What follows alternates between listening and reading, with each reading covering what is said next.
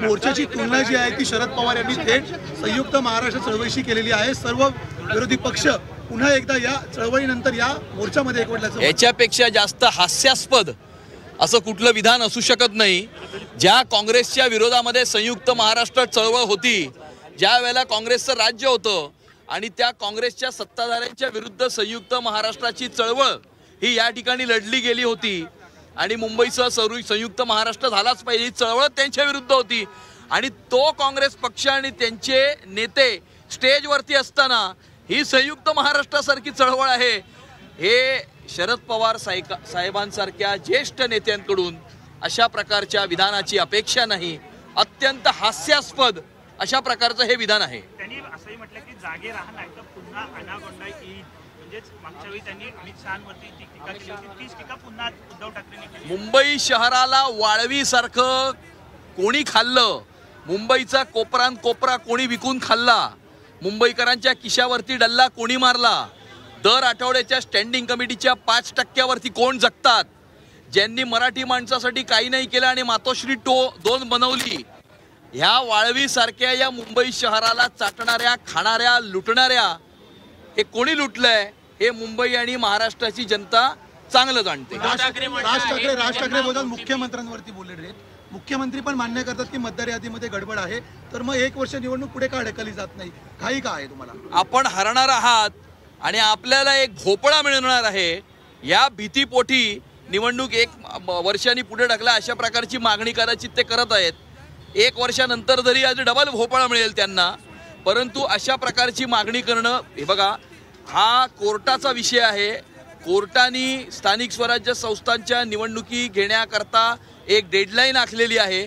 त्या डेडलाईनच्या अंतर्गत निवडणूक आयोग जी एक स्वायत्त संस्था आहे ती आपलं काम करत आहे आणि निवडणूक आयोगावरच्या कार्यपद्धतीवर बोलण्याचा कोणालाही अधिकार नाही। उद्धव ठाकरेंचं असंही म्हणणं आहे की OTP मला दिला होता, निवडणूक आयोगचे लोक माझ्या इथे आलेले होते आणि आमचे घरातल्या 4 लोकांचे जे मतदान आहे ते बाजूला सारण्याचं काम करण्याचा आरोप त्यांच्याकडनं। मुंबई महानगरपालिकेच्या कॉन्ट्रॅक्टरने यांच्या अकाउंटमध्ये पैसे टाकल्यानंतर कदाचित कुठला तरी OTP आला असेल, त्या OTP बद्दल उद्धव ठाकरे बोलत असतील। मतदार याद्यांच्या संदर्भामध्ये काम सुरू करा, ज्या ठिकाणी दुबार मतदार 2 वेळेला ज्याचं मतदार म्हणून नाव आलंय तो दिसेल त्याला फोडून काढा असे आदेश सुद्धा त्यांनी दिले। कोणी दिले? नाही, असं आहे की TRP मिळवण्याकरता आणि आपल्याला मतं देत नाहीये, त्यामुळे काहीतरी आता काल एक महाराष्ट्राचे विदूषक यांनी ब्रेक घेतलाय, त्यामुळे त्या महाराष्ट्राच्या विदूषकांनी ब्रेक घेतल्याच्या नंतर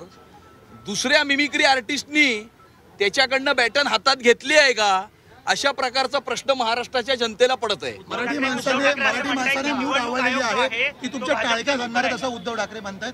मराठी माणूस त्यांच्या बाजूने या मराठी माणसाला उल्लू बनवणाऱ्या, या मराठी माणसाला लुटणाऱ्या, मराठी माणसाची दिशाभूल करणाऱ्या या सर्व लोकांना मराठी माणूस मुंबईतला घरी पाठवल्याशिवाय राहणार नाही। निवडणूक आयोग हे भाजपचा नोकर बनलेला आहे असा एक आरोप उद्धव ठाकरेंनी केला। बघा त्यांना काय पाहिजे ते आरोप ते करू शकतात।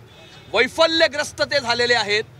या देशाच्या इतिहासामध्ये असं कुठलाही उदाहरण नाही जिथे मुख्यमंत्री असताना आपले 90% आमदार हे आपल्याला सोडून जातात।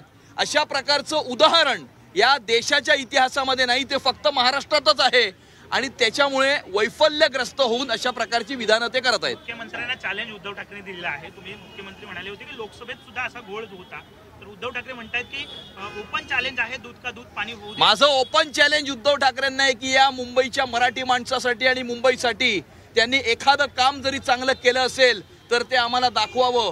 या मुंबईच्या महानगरपालिकेमध्ये मातोश्री 2 बनवण्यापासून त्याच्या व्यतिरिक्त अजून कुठलं काम या मुंबईच्या हिताचं केलं असेल तर त्यांनी दाखवावं, हे माझं उद्धव ठाकरेंना ओपन चॅलेंज आहे। महाविकास आघाडीच्या मोर्चामध्ये झालं आता हिंदी घ्या। तर